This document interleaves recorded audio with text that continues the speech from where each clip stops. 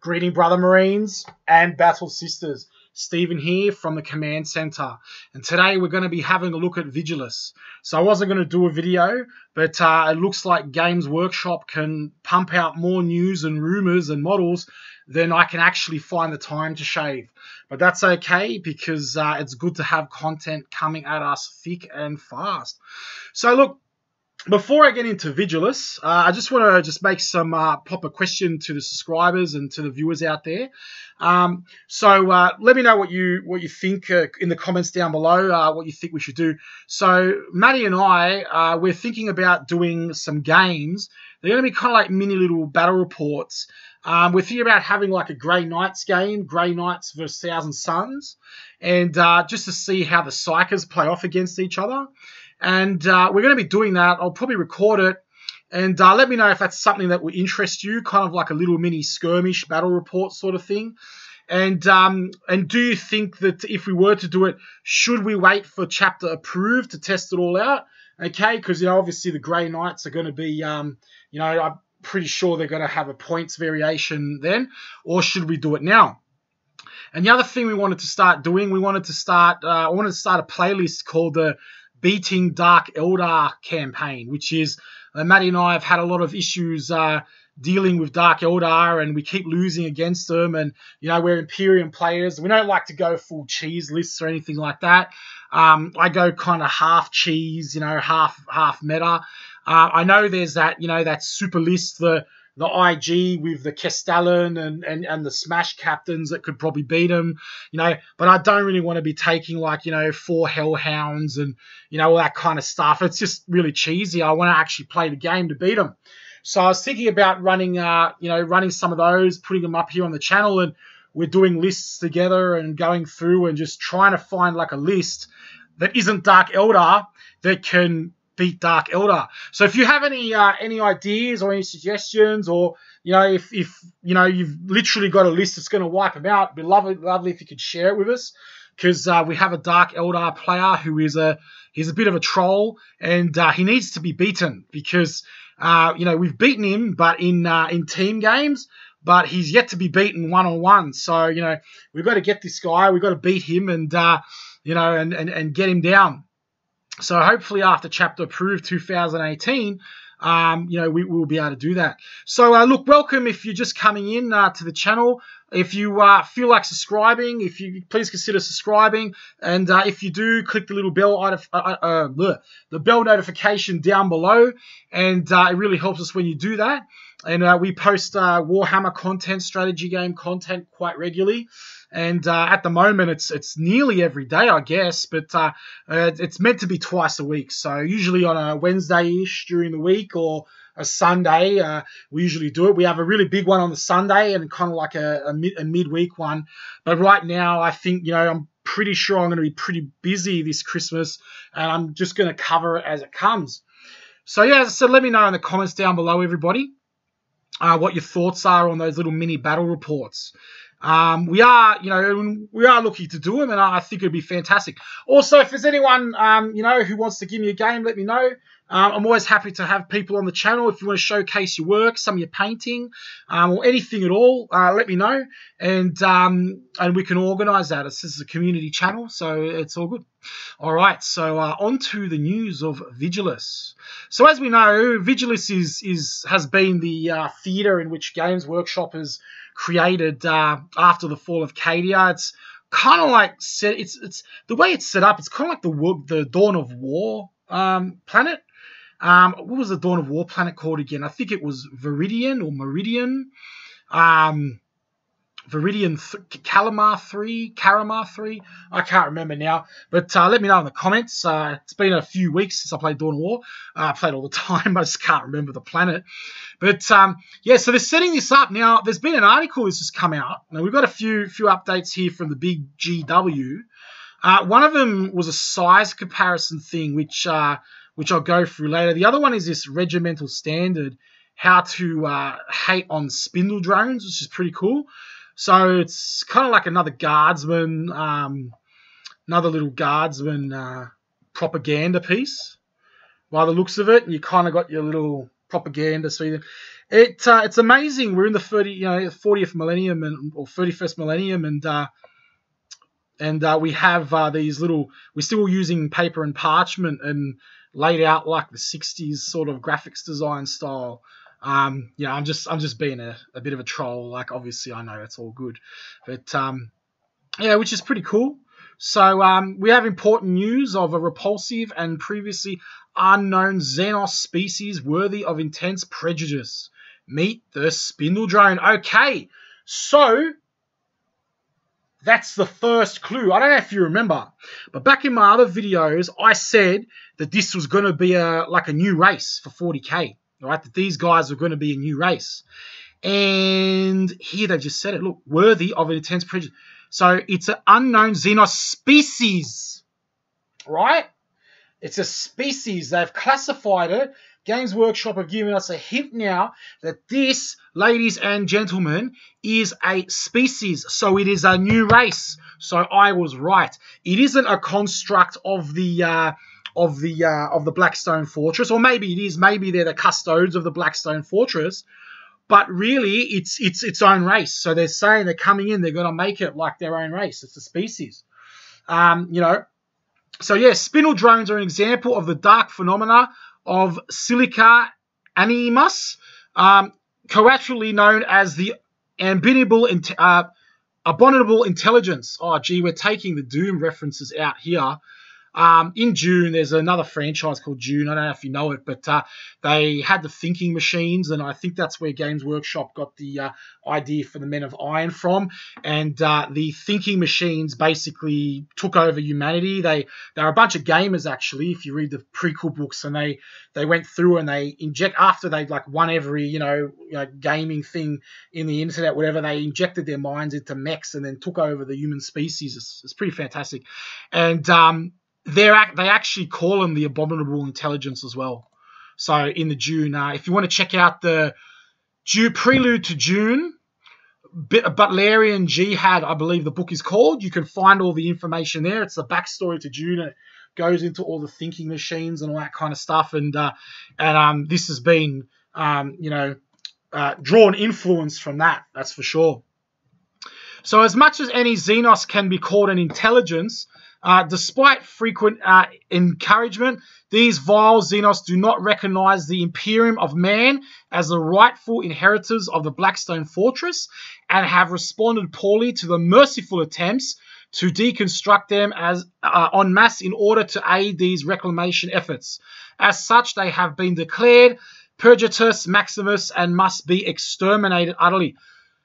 So, they're a race. It says it right there again. It says it right there again in here. Species, right there. And here, I read it again. It says it here. Where it is? So I just read it. These vile Xenos do right. Yep. So there you go. All right. So they're calling it out as a race. Okay. So it's awesome. The abominable intelligence. So, reasons to hate the Xenos series 7843. All right. So, let's just take a look at this. Name, spindle drone, classification, abominable intelligence. So, they're obviously some AI. Wouldn't surprise me if they're actually connected to the Men of Iron in some way. Recommended contact protocol, delete as appropriate. Immediate purge. So, it looks like they were tricked into false diplomacy, then purge, and then they've been escalated to immediate purge. Hateful features, okay, cyclonial eye, low depth perception and unpleasant to behold, unnecessary atonement of limbs, inefficient, repulsive and indulgent, salacious, probominal, heretical curvatures, non-riveted in sight, obviously fragile. Foul tech heresy, abominable intelligence, unshackled from the glorious human mind, okay. That's what it's telling you right there. So they're cyborgs, okay? They're essentially human brains, or they're some kind of biomechanical things, which is exactly what I said in my video, which is new race coming to Warhammer 40,000, which is one of my premiere videos, which you can check back there on the channel. I'll put a link down below in the comments. So I'm right about a fair bit by the looks of it. I don't know, it must be that love and knowledge of sci-fi. So anyway, look, that's a little bit of a bonus for the video. I'm just going to get back out of that, and we're talking about Vigilus. Now, I'm going to click on this article here. This is just on the Warhammer community website, okay? Find out more, just click on that one. So, Vigilus 101, the story so far. All right, and I'm just going to read this first line before I continue. Something big is... Whoops, what did I just click on? Something big is coming to Vigilus. All right, something big is coming to Vigilus. Now, how do you read that? How do you read that? That's the question. That could mean many things. But I'm interpreting, when I hear the word big, I interpret it as a Primarch, okay, or something massive, or something big. It could mean like the Blackstone Fortress is coming to Vigilus. That's pretty big. It could mean Abaddon is coming to Vigilus. He's pretty big. And a lot of people put crap on him. But here's the thing. Abaddon is the only Chaos Lord since Horus that has been able to unify the Chaos factions. So even though, yeah, look, he's had his 800 Crusade and he hasn't done very much. And I know people say that he has. Some people say that he doesn't. But to me, I think he's a bit... I think even the Thousand Suns made fun of him. There was a little bit of an animation a couple of months ago where when the Thousand Suns Codex came out, they had these little animations, and it had Abaddon like in front of Ahriman, and I think it was Magnus, and he was saying, "I need more troops" or whatever. And I'm gonna smash the Imperium, and Magnus and they're just like, "Yeah, look, mate, we've heard it before. Get out of here, kid." But look, at the end of the day, he's the only one who's been able to unify the Chaos factions together against the Imperium since Horus. And from memory, as part of the lore, there's rumors that he's actually a clone of Horus as well. So that's pretty cool. So look, I'd consider Abaddon big. If Abaddon rocked up here and it was just Abaddon and that, and I'd be like, I'll buy the model. I'd do a tutorial on the channel. I'll paint him up. You know, I'll paint the Black Legion Abaddon up. And I might even get two of them, you know, give one away. But it's possible. But really, look, I think it's Christmas time. Abaddon's more of a New Year thing. You know, he's more of a Custodes release. This is more of a Guilliman release that they're gearing up for. And they've literally set the stage of Vigilus here for that. And those are my thoughts on it. And I think that we're going to get a Primarch, and I think it's going to be a Chaos Primarch. And the reason is because it's the way they're setting it all up. They're setting up for the year of the Chaos 2019, and everything is sort of heading down the Chaos route at the moment. Okay, we've got Black Legion teas, we've got Abaddon teas, we've got, you know, all sorts of stuff going on. All right, and they might drop a fastball on us. You know, maybe they'll come and they'll smash a Vulcan in there or something. That'd be cool. I'd like to see a Vulcan, okay, rock up. You know, it's like, oh, man, you know, I'm perpetual. I'm back again, you know, from the dead. Come on, Abaddon, let's go at it. You and me, let's go. And it'd be awesome to see, like, Guilliman. You know, Guilliman, like, can't make it. Maybe he's late again or something, like he was at the Battle of Terror. And then, like, Vulcan rocks back up like he has in some of the books and literally just appears, you know, as the Wanderer, and just rocks back up and he's like, all right, I'm here, I'm going to deal with you, Abaddon. And there's this mad clash between the Salamanders and Abaddon, and I reckon that'd be cool. It boggles me though, because I mean, you know, it's kind of unbalanced, and you know, we're going to have 3 Demon Primarchs then, and we're going to have, like, you know, Guilliman. But, you know, Imperium's got a lot of stuff, and I reckon, you know, as much as I'd like to see a Loyalist Primarch, and we probably are going to see one, I really think that, you know, I really think Guilliman can hold his own a bit. Now, the thing is that I'd like it to be Angron, and the way I'm reading this, if I take this, you know, verbatim, something big is coming, it's always, when they've referred to Angron in the past, in some of the lore, they've always kind of hinted on, like, you know, something big has been seen, this demonic figure smashing worlds near the Eye of, you know, near the Warp and the immaterial and everything. And it's usually this big word. And I mean, I might be onto something here. I don't know, everybody, but this big word is kind of a key word for Angron. All right, even though everything else is telling me Fulgrim, something here, this keyword is just telling me, like, Angron. you know, and it's kind of just like, you know, something big is coming, and could it be Angron? Are they going to do something left field? You know, are they going to rock up? Are they just going to, you know, Black Legion comes in the Blackstone Fortress? Maybe they release like a little mini box set or something, or even have 2 box sets and have World Eaters. I don't know. I mean, we already know that there's Khorne models coming. We know that. We know that it's there. And we know that there's Slaanesh, and apparently there's even more Slaanesh going on. Right? So what if we had 2 Primarchs? Right? What if we had Fulgrim and Angron? And it's like, holy crap. And then, like, you know, Guilliman gets his ass kicked, and then, you know, something happens, and then there's a loyalist Primarch comes and saves the day. Maybe Leman Russ pops out of the warp, you know, from his journeys, and then starts hammering it. Because the thing is that with Fulgrim, if it is Fulgrim, like, I reckon, like, I don't know if Guilliman can take Fulgrim on, especially with all 3 of them as well. Because, you know, Fulgrim was the one who put Guilliman in stasis to begin with. You know, so I mean, if I was Guilliman, I mean, I love Guilliman. He's my favourite of all-time character in Warhammer 40,000. But, you know, I mean, like, far out, man, he's the one who put him in the sleep. So if it is Fulgrim, Guilliman's going to need some backup, and I guess that might give, you know, open the narrative path for them to bring in another Primarch. I really want Leman Russ. I think it'd be awesome to have this battle, Leman Russ and Guilliman smashing up against, like, Fulgrim, Mortarion, and Magnus, and maybe some Custos or something like that. But anyway, look, that's how I'm reading it, you know. And, you know, as I said before, something big could mean another Primaris Lieutenant.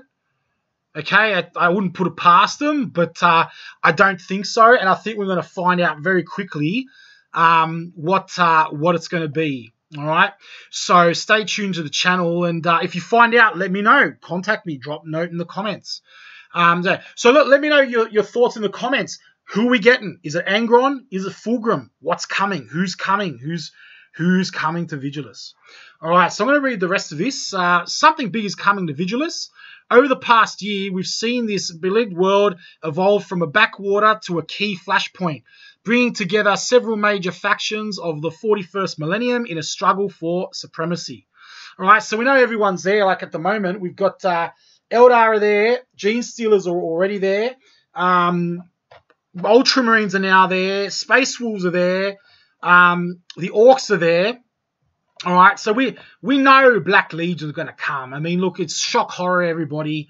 Of course, Black Legion is going to come. Of course, Chaos is going to come. This is going to be the melting pot, right? Vigilus is going to be the melting pot for the new year, and quite possibly halfway through 2019 till they need to get something new. Now, to my knowledge, Games Workshop are already organising tournaments and interactive tournaments, you know, based off Vigilus, right? So they've set this up. This is going to be the theatre. We know they're going to do something with it. Okay, but the question is who's coming up, okay? With the Warhammer 40,000 Vigilus Weekender on the horizon and some exciting reveals on the way, we're taking a look at the story on Vigilus so far. Not since Cadia has a world been so hotly fought over or vital to the Imperium. Because the thing is with Vigilus, it's basically at this key strategic point where it's kind of like a bastion against the Immaterium, and there's a lot of stuff going on. I remember the Gene Stealer cults are coming in, stuffing up the water supply and all that kind of stuff. So look, you know, the Imperium of Aureolus Cadia, that is gone, that is written off. So this is the next stopgap along the way. And it'd be lovely to see, you know, I reckon this is going to go off really well. It's nothing better than a soup of war on one planet, you know. So I don't know if I'm going to go through. I'm going to read all of this, to be honest. But we might just skim over it, and then we'll have a discussion in the comments. But you know, I really just wanted to know what you think. I think it's Fulgrim. And we've had a lot of leaks. So you know, we've seen we've also seen that kind of like weapon on the that sneak peek weapon, which looks like a Chaos Dreadnought kind of thing. Kind of looks like a little missile pod with tendrils coming out of it. And You know, so it could be that, and I think that'll be a Chaos Dreadnought, but we'll just have to wait and see. So, all right, so what is Vigilus? Vigilus is a bastion world not far from the galactically speaking from what used to be the Cadian Gate, so it's very close to Cadia. In the years before the opening of the Citrix Maledictum, Vigilus was a vital source of manpower and material for the Imperium's endless wars. The planet is made up of vast hive cities and colossal forges, broken up by Dust Bowl wastelands and fortified reservoirs, holding the planet's scarce supply of potable water. Okay, so again, another Dune reference, okay, like desert planet, you know, not much water. I'm pretty sure there was a Dune fan writing the lore here. You know, if a Games Workshop, if the writer ever watches it, I doubt you will, but I'm on to you, sir or madam. So awesome, but that's fantastic. It's a pretty good stage. When you're writing conflict, when you're writing on areas of conflict, there needs to be something to fight over. So that's what they're saying, like water is scarce here. You know, in other narratives, the stuff like, again, I keep referencing a game called Command & Conquer. It's one of my other favorite franchises, and they're making a new one now, and we're not going to get into that here, but I might do a video later. But that's how the Tiberium was introduced in that game, because they need something for people to fight over. Same with StarCraft. You have Vespane gas and all that kind of stuff, and all this was just there. It's just like you need a reason for people to be fighting on a planet, even in Warhammer. Okay, it's like, do you really need a reason though in Warhammer? Nah, I don't think you do. I just think that they're fighting because they can. It's like Chaos rock up, Imperium rocks up, let's go. Bang. You know, why are we fighting again? Because it's only war, you know? So anyway, so the rift opens. The opening of the Citrix Maledictum transforms Vigilus into a key flashpoint. Cut off from the Imperium proper, Imperium Nihilus, the vast desperate swathe of worlds on the other side of the Great Rift stands on the brink of destruction.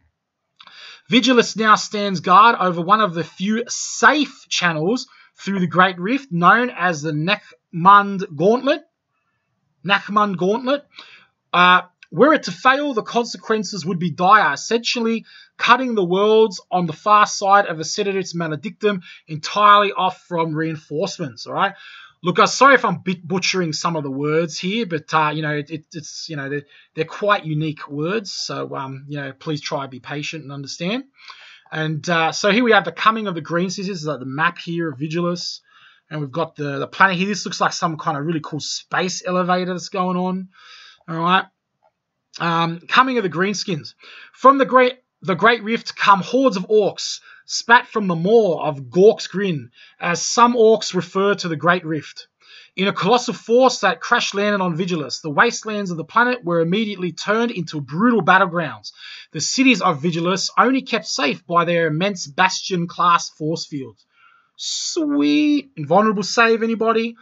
I'm not going to digress, but I was talking to Matty the other day about doing an Imperial Guard list with it was his idea, with a force field bubble and just sticking a whole bunch of Baneblades in there, because everyone within 6 or something gets like a 5 up.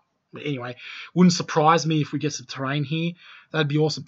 Driven to a stalemate, the Orcs turned their efforts to conducting vast death races known as a speed war across the planet's surface. Okay, I don't understand what that has to do with being driven to the brink of defeat. There's just like, okay, we're just going to start. Okay, no, I get it. So they've gone to like a lightning war. They've gone to like, you know, like fast attack units and that, because they've realized they can't stand up one-on-one with the other factions there. Okay, I get that. Sorry. I just took it. They just started going Mad Max around the planet for whatever reason. But again, they are still orcs too, so that's quite possible as well. Okay, so the cult rises. Vigilus is also playing host to an insidious gene-stealer cult known as the Pauper Princes. They've been planning their day of ascension since before the arrival of the Great Rift, secretly spreading their vile creed across the entire planet. The arrival of the orcs necessitated they launch their uprising a bit earlier than intended, unwilling as they were to see years of work undone by the Orc invasion. So these guys are essentially behind the shadows. They're trying to, like, you know, genetically breed with the populace. They're basically trying to infiltrate numbers into this, you know, and then the Orcs came like, okay, well, look, we're breeding this planet, you know, for the Tyranids or whatever, and, you know, if the Orcs get here, there's going to be nothing left for us to, you know, bring their masters or whatever down. And I'm actually looking forward to the Genestealer Codex. I really am. I've got an army of them here, mostly from the battle box I've collected, but I guess I could ally in some guard and that would be cool. It'd be fun to play. They look like a very tactical side. So anyway, now surging across the planet in vast numbers, the Genestealer cults are one of the deadliest threats facing Vigilus, sabotaging supplies and setting deadly ambushes in a frighteningly coordinated assault. One that the Astra Militarum and Adeptus Sororitas already on the planet could not deal with alone. Alright, so enter Space Wolves now. The plight of Vigilus would not go unanswered, with the Ultramarines, Space Wolves, Iron Hands, and more chapters besides committing their forces to planet as the conflict rages across the surface escalated. The Space Wolves would prove invaluable in driving several elements of the Genestealer cults underground once more. Right, so we've got a lot of chapters here. So it could be we got like all these chapters, and with Marines, maybe even Gilliman will come, and it's kind of like 4 Space Marine chapters versus Black Legion, Fulgrim, and that. I think there's new Noise Marines coming as well. It's very exciting times, everybody, for the hobby. Okay. Eldari of Craftworld's Sand-Hand would also arrive to aid Vigilus in an effort to assassinate the Chaos cult leader Vandananan from the Firebrand. I believe this Vandananan guy is the guy from the Forge World box. Correct me if I'm wrong in the comments. I'm obviously doing a video now, so I can't cross-reference that, but I'm pretty sure he's the new Chaos guy with the Thunder Hammer, right? And the Firebrand, weren't they the new Imperial Guard renegades? I'm not sure anyway, but yeah, I'm fairly sure that's that Chaos dude. Anyway, despite accomplishing their mission, they were then massacred by the Imperial forces and then returned to the planet to wage the brutal blood feud against their would-be allies. Right, so, alright, yep, so it's only war, you know, it's like, cool. The war to come. All right, give us something good here, everybody. So we know Black Legion involved now. All right, we know Chaos involved. We know what's going on. Okay, so we have a world that finds itself on the new front line of the galaxy-spanning war, assailed from within the Genestealer and Chaos cults, raided by bands of commodities and craft worlders, and within countless Orcs wreaking havoc in the waste, waiting for the hard-pressed defenses to finally fail. And this is just the beginning. And here they take a look at the Warhammer Open Day, and this is when we're going to know. Okay, this is when I go, this weekend, the biggest open day ever. Warhammer, biggest opening day they've ever had. Well, unfortunately, I don't live in England, and, you know, maybe someone who lives in England who's going to Warhammer Day will check that out and keep us updated. And I'm sure there are some other awesome YouTubers that will be going to Warhammer Day and can keep us updated there as well. All right, so that's the story so far. Okay, in a nutshell, we know we got Chaos here now. They're setting the stage, and something big is coming. My money is on the Primarch, and it's on Fulgrim. Even though I think it wouldn't surprise me if it was Angron, because like Games Workshop are kind of known to do that. They will build up steam in their rumors, and then like right at the last minute they'll flip it over to something else that's awesome.